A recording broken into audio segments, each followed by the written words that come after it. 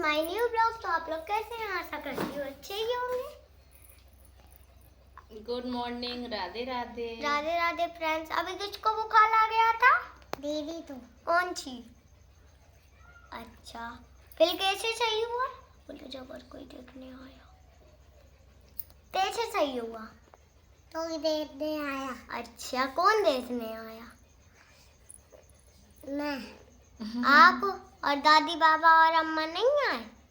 आए थे या अम्मा के साथ आई थी? हैं? अम्मा के साथ, बाबा के साथ। अच्छा, और गई अभी तक नहीं, हल तो ही चला रहा। वो कह ली मैं नहीं जाऊंगी। है कौन? आप हैं? कह ली थी। आओ बैठ जाओ। ठीक। बोलो hi friends. Hi friends. Hi friends. Hi friends. और क्या बोले आप? बोलो गुड मॉर्निंग। Good morning. पूछो क्या होना है सभी लोगों का? अच्छा, अच्छा करते हैं आप सभी लोग अच्छे होंगे।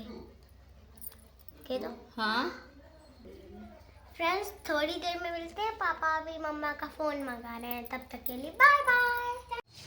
तो गाइस, मेरी आर्या को दोबारा से बुखार आ गया है। देखो, सुबह उसने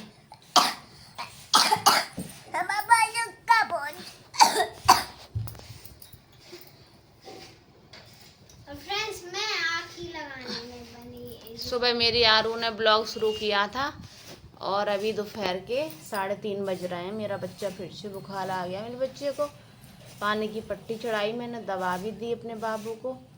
शाम को डॉक्टर के पास जाएगा। नहीं, वो सुई लगा दे। हाँ? सुई लगा दे। तो सुई लगाए तो सही हो जाओगी जल्दी। बस आप यही कहती हो। तो ये कहते रहते हैं, बहुत जल्दी सही हो जाओगी, आराम मिल जाएगा मेरे बाबू को। और मेरी आल्या क्या खाएगी? मोमोज। मोमोज खाओगी? मम्मा। हाँ। नहीं। तुम क्या बना रही दिखाना? क्या बना रही बिट्टू? बिट्टू, बिट्टू बना रही है सब लोगों की। दिखाओ, इधर दिखाओ। मुंह सही बना फिर अपना। सुबह से जब से उठी है आँख बनाने में लगी है। सबकी आंखें बना दी। देखो, आलिया की ब्लू वाली है। मम्मा आप बताओ।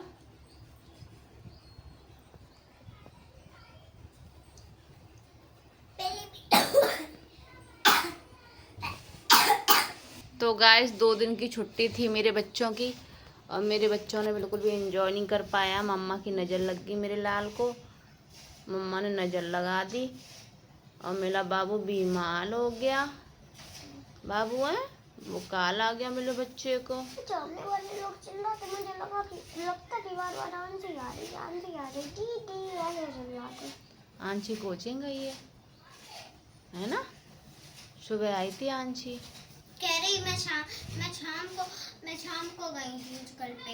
आज शाम को गई थी। इतनी पागल है। मैं चिल्ला दी। अब वो कहे नहीं दीदी मैं सुबह गई। वो सारे काम शाम को ही करती है। छोटी है, उसको पता नहीं। सुबह सोती रहती है बस। ये कहती मैं पता शाम तो बांध रही थी। ऐसे कहती है? हाँ। अच्छा, पहली भी उसने तो चलाने जैसी आवाज कर दी। अब बता दो। दीदी दरिया दवा लेने दीदी को बुखार आ गया है। दीदी तो बुखार आ गया। कौन सी दीदी बुखार आ गया? बिट्टू दीदी। आर्या दीदी को। आलिया दीदी। हाँ। और बिट्टू दीदी साथ में गई है ना? हाँ। दवा लेने। हाँ, तभी तो। अब मम्मा क्या बना रही है? फिंगर। कौन खाएगा? हम दोनों, बिट्टू दीदी, आलिया दीदी। और मेरा बाबू क्या कर रहा है अभी? अभी मैं बैठा हूँ। और चैनल को क्या करना है? सब्सक्राइब। इधर देखो, क्या करना है? सब्सक्राइब। कह दो सभी लोग चैनल को सब्सक्राइब करो। हाँ, और लाइक करो और शेयर करो शेयर करो। और बताओ मेरा वीडियो कैसा लगा। अब बताओ मेरा वीडियो कैसा लगा, मेरा ब्लॉग कैसा लगा। मेरा ब्लॉग कैसा लगा। मैं हूँ आंशी द्विवेदी। मैं हूँ आंशी द्विवेदी। और आप पढ़ने भी जाती हो? हाँ। कहाँ पढ़ने जाती हो? स्कूल। क्या पढ़ती हो? स्कूल। क्या पढ़ती हो? स्कूल। कह दो मिलते हैं थोड़ी देर में। मैं हूँ थोड़ी देर में। मिलते हैं थोड़ी देर में। मिलते हैं थोड़ी देर में। जब दीदी आ जाएगी तब। दीदी आ जाएगी तब। दवा लेके आएगी दीदी। दीदी दवा लेते आएगी। Bye bye. Bye bye. सुबह बोला उई उई उई। दीदी कहाँ गई? डॉक्टर के पास। डॉक्टर ने क्या लगाया? सुई। और सुआ बोला? चुई चुई चुई। चूहा बोला? चुई चुई चुई। उई उई उई। उई उई उई। मेरी आंटी क्या कर रही है? मैं पढ़ रही हूँ। पढ़ रही हो? हाँ। अरे बाबू, हाँ। मेरा बच्चा कैसा है? तो अच्छा। चैलेंज करेंगे, चैलेंज करोगी? हाँ। किसका? आप बताओ। चाउमीन का। आप चाउमीन बना नहीं? बनाएंगे, बताओ चाउमीन खाओगी? हाँ, तभी तो। कभी लो। कर रही है वो। आप बोलो। गाइस, आर्य आगे दवा लेके आग से गेट खोलने गई है।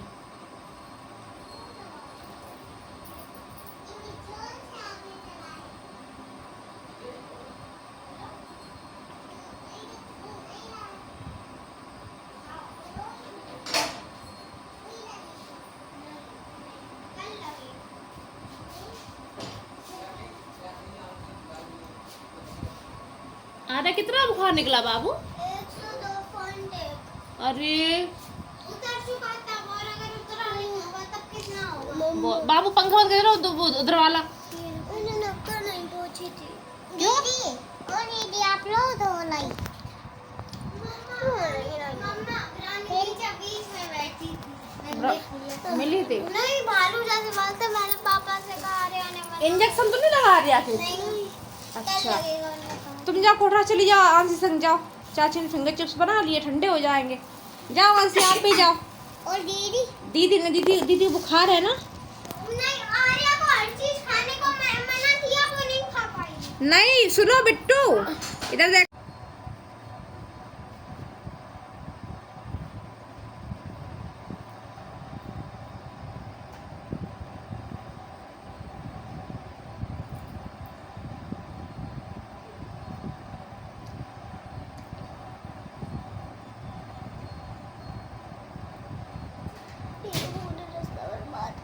मेरा सिर दर्द होने लगा था। अच्छा, दीदी पूरे रास्ते बात करते गई, सर दर्द करने लगा बाबू का।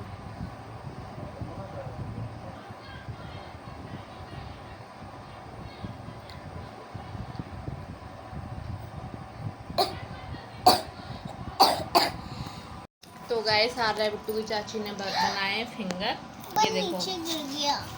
बाबू कैसे बने हैं। और देखो आर्या खा रही है, देखो।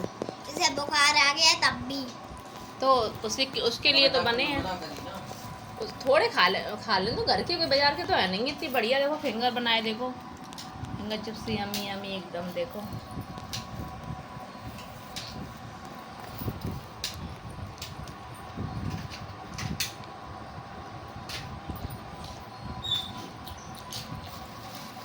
अच्छा लग रहा है आर्या? हैं?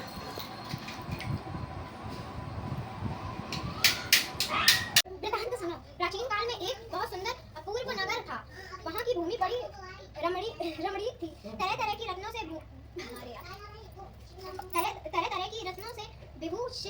विभूषित भूमि एवं पर्वत थे। यहाँ सुंदर चंचल नेत्रों वाली स्त्रियों के बाढ़ रूपी कटाक्ष से कामदेव तीनों लोगों को वश में करता था। उस नगर में चारों पदार्थ धर्म अर्थ काम मोक्ष थे। उसकी विचित्र रचना देख विश्वकर्मा भी लज्जित होता था। उस नगर में मंगल सेन नाम का राजा राज्य करता था। उसी चिल देवी और चोल देवी नाम की दो रानियां थी। एक दिन राजा अपनी प्रिय रानी चोल देवी के साथ अपने महल की छत पर बैठा हुआ था। वहां से उसने समुद्र के जल से घिरा हुआ एक रमणीक स्थान देखा। उसे देख राजा प्रेमातुर हो अपनी प्रिय रानी चोल देवी से बोला, हे सुमुखे, देखो यहाँ पर तुम्हारी प्रसन्नता के लिए नंदन वन को लज्जित करने वाला एक सुंदर बाग लगवा अपनी प्रिया को प्रसन्नार्थ राजा ने बगीचा लगवा दिया। कुछ दिन बाद वह बाग वृक्षों, लताओं, फल फूलों और रंग बिरंगे पक्षियों की चहचहाहट से अपनी अद्भुत झंझटा दिखाने लगा। एक दिन उस बाग में बड़ा भयंकर प्रलय काल के समान एक सूकर आया और उसने सारे बगीचे को नष्ट कर दिया। बहुत से बाग के रक्षक भी मार गिराए। कुछ रक्षक उसके वह से व्याकुल हो अपनी जान बचा राजा के पास पहुंचे और राजा से सारा हाल कहा। यह सुन राजा बड़ा कुपित हुआ और सेना से बोला, तुम शीघ्र वहां जाकर उस भयंकर सूकर को मार डालो। राजा की आज्ञा पर सेना चलती और घोड़े पर बैठकर राजा भी चल दिया। चारों ओर से बगीचे को घेर कर राजा ने सैनिकों से कहा कि जिस मार्ग से सूकर निकल कर भाग जाएगा और उस मार्ग का कोई भी रक्षक उसे न मार सका तो उसका सिर काट डालूंगा। तथा बाग के चारों ओर राजा स्वयं अपना घोड़ा अड़ाकर खड़ा हो गया।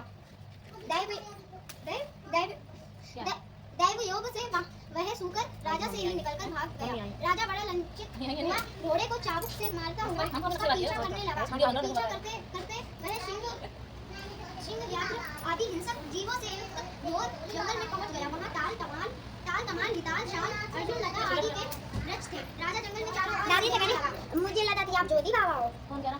आगे चलकर सूकर राजा के सामने आया। राजा ने देखते ही उसके भाला मार दिया और भाले के लगते ही उस सूकर ने अपना शरीर छोड़ दिया। वह सुंदर गंधर्व शरीर धारण कर विमान में बैठ अपने लोक को जाते हुए राजा मंगलसेन से बोला, हे पृथ्वीपति, आपका कल्याण हो। आपने मेरा उद्धार किया है। अब मैं आपको अपने शाप की कथा सुनाता हूँ। मैं चित्ररथ नाम का गंधर्व हूँ। एक बार देव समूह ने ब्रह्मा जी बैठे हुए थे कि चंचपुत आदि तालों के साथ में सप्त स्वर में गान कर रहा था कि गाते गाते मेरी ताल बिगड़ गई। इस पर क्रोधित होकर ब्रह्मा जी ने मुझे सूकर होने का श्राप दे दिया। फिर प्रार्थना करने पर मेरा उद्धार राजा मामा के पास नहीं आओगी, आओ मामा पास। स्वरूप को प्राप्त हो गया। हे राजन, मैं वरदान स्वरूप देवताओं को दुलर्व चारों फल धर्म अर्थ काम मोक्ष का दाता एक व्रत बतलाता हूँ। यह व्रत श्री महालक्ष्मी का है। इस प्रभाव से आप चक्रवर्ती राजा होगे। अब आप अपनी राजधानी वापस जाइए। नारद जी बोले, हे इंद्र, इस प्रकार कहे गंधर्व आप तो पूरी हो गए। राजा मंगलसेन अपनी राजधानी को वापस लौटे कि मार्ग में उन्हें बगल में चर्म लिए हुए एक ब्राह्मण पुत्र अपनी ओर आता नजर पड़ा। राजा मुस्कुराते हुए उससे बोले, हे बटुक, तुम देवता दैत्य गंधर्व हो अथवा राक्षस, इनमें से आप कौन है? मुझे सच बता दे जो आप जंगल में आए हैं। यह सुन ब्राह्मण पुत्र राजा को आशीर्वाद देते हुए बोला, राजन, मैं आपके ही देश में पैदा हुआ हूँ और आपके साथ ही आता मुझे यथोचित आज्ञा दीजिए। भगवान श्री कृष्ण बोले, हे धर्मराज। इस प्रकार उनके पूछने पर राजा ने कहा, हे मित्र, तुम्हारा नाम आज से नूतन होगा। अब तुम किसी सरोवर में से ठंडा जल लाओ। राजा की आज्ञा था। वह नूतन राजा को एक सुंदर वृक्ष के नीचे बिठाकर आप घोड़े पर सवार हो जल की खोज में चल दिया। आगे चलकर उसे रंग बिरंगे पक्षी दिखे। वह वहीं पर चल पड़ा। थोड़ी देर में वह सरोवर के पास पहुंच गया। यह सरोवर बहुत ही रमणीक था। ऐसा प्रतीत होता था कि यहाँ भगवान नारायण का ही निवास स्थान है। सुंदर सुंदर कमलों से सुशोभित चक्रवाक आदि पक्षियों से युक्त तेज हवा से उठने वाली लहरों को शांत करने वाला मीठे जल वाला महर्षि सत्य की तृषा शांत करने वाला शीतल जल से परिपूर्ण था। जैसे ही वह आगे बढ़ा कि उसका घोड़ा कीचड़ में फंस गया। आधा वह घोड़ा पर से उतरकर सरोवर के चारों ओर देखने लगा। समीप ही उसने सुंदर सुंदर वस्त्राभूषणों से सुसज्जित मृगनयनी स्त्रियों को देखा जो मधुर ध्वनि से मंगल गान करती हुई पूजा कर रही थी। नूतन अपने दोनों हाथ जोड़कर स्त्रियों के पास जाकर विनम्र भाव से बोला, हे माताओं, आप सब बड़ी श्रद्धा पूर्वक किसकी पूजा कर रही है और इसकी क्या विधि है तथा क्या फल है, सच सच मुझे बताओगे। नूतन की मधुर वाणी सुन वे बोली, हे विप्र, भक्ति भाव से श्रद्धायुक्त होकर सुनो। जो भगवती माया प्रकृति और शांति नाम से प्रसिद्ध है, हम उसी महालक्ष्मी जी का व्रत कर रहे हैं। उसी व्रत की कथा तुम भी सुनो। हे ब्राह्मण, यह व्रत भाद्रपद महीने की शुक्ल पक्ष भादो सुदी अष्टमी राधाष्टमी से आरंभ होता है। इस दिन प्रातः काल उठकर 16 बार हाथ पाँव और मुंह धोकर 16 धागों से युक्त एक दोहरी कलावा लेकर उसमें 16 गांठ लगावे और चमेली के पुष्प, कपूर, धूप आदि सुगंधित पदार्थों से प्रत्येक गांठ की पूजा करें और ओम महालक्ष्मी नमः इस मंत्र से 16। सब नगरवासी बड़े प्रसन्न हुए और भेंट आदि वस्तु लेकर बाजे के साथ राजा की अगवानी करने चल दिए। चारों ओर घंटा और घड़ियालों के शब्द होने लगे। ऐसा मालूम होता था कि खुशी के मारे सारा नगर नाच रहा था। 16 श्रृंगार किए गजगामिनी स्त्रियां भी मंगल गीत गाती हुई राजा की अगवानी को आईं। नगरवासियों द्वारा सत्कार किया गया। राजा ब्राह्मण कुमार नूतन के साथ घोड़े पर से उतरकर अपने महल में रानी चोल देवी के पास गया। रानी चोल देवी राजा के हाथ में सूत्र बंधा देख क्रोधित हुई, परंतु क्रोध को छुपाकर विचार करने लगी कि राजा शिकार के बहाने किसी अन्य स्त्री से प्रेमालाप करने लगा है। इसी कारण उसकी वहाँ में उस स्त्री ने अपने सौभाग्य के लिए यह डोरा बांध लिया है और साथ ही मुझे देखने के लिए इस ब्राह्मण को भेजा है। अर्थात क्रोधित हो उसने डोरे को राजा के वहाँ में तोड़कर फेंक दिया। राजा उसकी करतूत न समझ सका क्योंकि वह सेवकों तथा मंत्रियों को जंगल का सारा हाल बता रहा था। उसी समय राजा की दूसरी रानी चोल देवी की एक दासी राजा को देखने वहाँ आई। उसने भूमि पर पड़े उस डोरे को उठा लिया और उस ब्राह्मण से डोरे के बारे में सारा विवरण पूछा। दासी ने सारा विधान जानकर अपनी स्वामी चंद्र देवी से जाकर कहा और वह राजा का सूत्र भी दे दिया। रानी ने उसी समय नूतन को बुलावा भेजा और उसके बतलाए गए व्रत को विधान सहित करने लगी। भगवान बोले, एक पांडुनंदन युधिष्ठिर, एक वर्ष बीतने पर लक्ष्मी पूजा के दिन रानी चंद्र देवी के महल में अपार बाजे बजने लगे। यह देख राजा को लक्ष्मी पूजा की याद आई। राजा ने अपनी गला में बंधे सूत्र को न देख अपार चिंता में डूब गया। नूतन ने रानी चोल देवी द्वारा उसे तोड़कर फेंके जाने का सारा हाल राजा को बता दिया। यह सुन राजा क्रोधित हो रानी चोल देवी से बोला, अरे दुर्बुद्धे, अब मैं तेरे महल में लक्ष्मी पूजन न करके रानी चंद्र देवी के महल में लक्ष्मी पूजन करूंगा। यह कह राजा चंद्र देवी के महल को चला गया। इसी बीच लक्ष्मी की गुड़िया बना परीक्षा लेने के लिए रानी चोल देवी के घर गई। रानी चोल देवी उसका निरादर करते हुए बोली, अरे दुष्टे, तू कौन है? मेरे घर कैसे आई? चल भाग यहाँ से। इस प्रकार लक्ष्मी की रानी चोल देवी से अपमानित कर उस श्राप देती हुई बोली, तुमने मेरा अपमान किया था, सुनकर हो जा और आज से इस मंडलपुर का नाम कोलापुर हो जावे। फिर यथारूप लक्ष्मी जी वहाँ से चलकर परीक्षा लेने के लिए चंद्र देवी के महल में गई। वहाँ रानी ने उसका बड़ा सम्मान किया। रानी से सम्मानित हो लक्ष्मी जी ने लज्जा का रूप साक्षात अपना लक्ष्मी स्वरूप धारण कर लिया। यह देख रानी चंद्र देवी ने लक्ष्मी जी को साष्टांग प्रणाम कर बड़े प्रेम से नाना प्रकार से उसका पूजन किया। भगवती लक्ष्मी जी चंद्र देवी से बोली, हे चंद्र देवी, मैं तुमसे बहुत प्रसन्न हूँ। मन चाहा वरदान मांग। चंद्र देवी बोली, हे सुरेश्वरी, कपिलासन अम्बे, जो भी प्राणी इस व्रत को करे और जब तक चंद्र सूर्य आकाश में रहे तब तक आप उसके घर को संपूर्ण ऐश्वर्य से परिपूर्ण रखें, उसके घर में आप सदैव विराजमान रहे। वह मेरे पति सहित आपकी ये कथा सारी पृथ्वी पर विख्यात हो। धर्मराज रानी से भगवती लक्ष्मी अर्थास्तु कह वही अंतर्धान हो गई। पश्चात राजा मंगल ने रानी चंद्र देवी के साथ बड़ी श्रद्धा से पूजन व्रत किया। दुराचारवी रानी चोल देवी ईश्वर बस होकर रानी चंद्र देवी के महल में जाने लगी। वहाँ बैठे पहरेदारों ने उसे अंदर जाने से रोक दिया क्योंकि लक्ष्मी जी के जाने वाले सूत्र के समान लाई नहीं देती थी। तब वह दुखी हो जंगल में महर्षि अंगिरा के पास गई। उसकी यह दशा देख अंगिरा ने अपनी ज्ञान दृष्टि द्वारा उसकी सारी बातें जान ली। तब मुनि ने लक्ष्मी जी के कुपित होने का उससे कहा, श्री लक्ष्मी जी से उसके अपराध की क्षमा याचना कर उससे श्री लक्ष्मी जी का व्रत पूर्ण करवाया। व्रत के प्रभाव से वह राना पुनः अपना लावण्यमय स्वरूप को प्राप्त कर कीर्ति पाने लगी। तदनंतर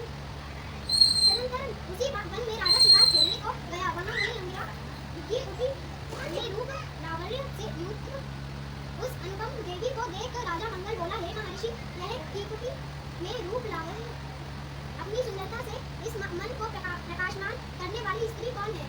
इसका कारण मुझसे कहो। राजा की बात सुन महर्षि अंगिरा ने उसकी सारी कथा सुनाकर रानी चोल देवी उसे सौंप दी। राजा प्रसन्नचित्त हो रानी चोल देवी को साथ लेकर अपनी राजधानी आया और रानी चोल देवी सहित पृथ्वी के नाना प्रकार के भोगने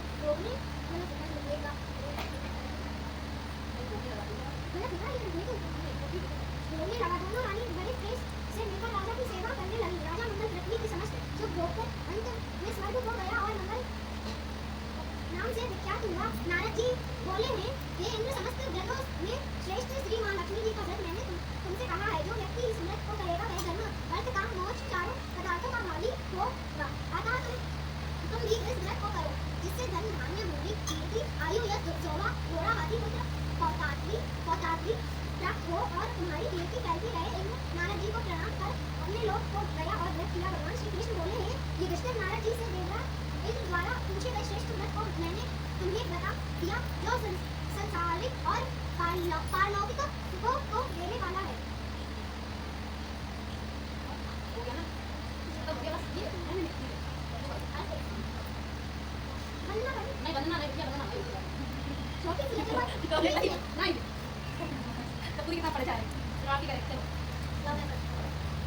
ओम जय लक्ष्मी माता, मैया जय लक्ष्मी माता, तुम बोली शिव सेवक, तुम बोली शिव सेवक, हरे विष्णु विधाता, ओम जय लक्ष्मी माता, उमा रमा ब्रह्माणी, तुम ही जग माता, स्वामी तुम ही जग माता, सूर्य चंद्रमा जावते नारद ऋषि गाथा, ओम जय लक्ष्मी माता, दुर्गा रूप निरंजन सुख संपत्ति दाता, संपत्ति दाता, जो कोई तुमको जावत ऋषि शिव पाता, ओम जय लक्ष्मी माता, तुम ही कटाल निवासिनी, तुम ही जग माता, सुखदाता, ओम जय लक्ष्मी माता, कर्म प्रभाव प्रकाशिनी, भवनिधि की दाता, भवनिधि दाता, जिस घर में तुम रहती, ताही मोड़े आता, ओम जय लक्ष्मी माता, सब संभव हो जाता, मन नहीं घबराता, तुम्हारे आज्ञा न होवे, भक्त न कोई पाता, मैया भक्त न कोई पाता, खान पान का वैभव सब तुमसे आता, मैया सब तुमसे आता, शुभ गुण सुंदर मंदिर श्री जाता, ओम जय लक्ष्मी माता, लक्ष्मी चतुर्दश तुम में कोई नहीं पाता, यह आदि लक्ष्मी जी को कोई नहीं जाता, ओम जय लक्ष्मी माता, कहाँ पे उतर जाता, जहाँ चरण तक पहुँचे घर शुभ हो जाता, ओम जय लक्ष्मी माता। सुरेंद्र गुप्त जिसने बनाई उसका नाम नहीं जोड़ेंगे। सुरेंद्र गुप्ता हुआ, सुरेंद्र गुप्ता। बोलो लक्ष्मी मैया की जय। अब प्रसाद खाने के लिए मैं तैयार हूँ। गला खराब प्रसाद का नीचे बैठी थी ना।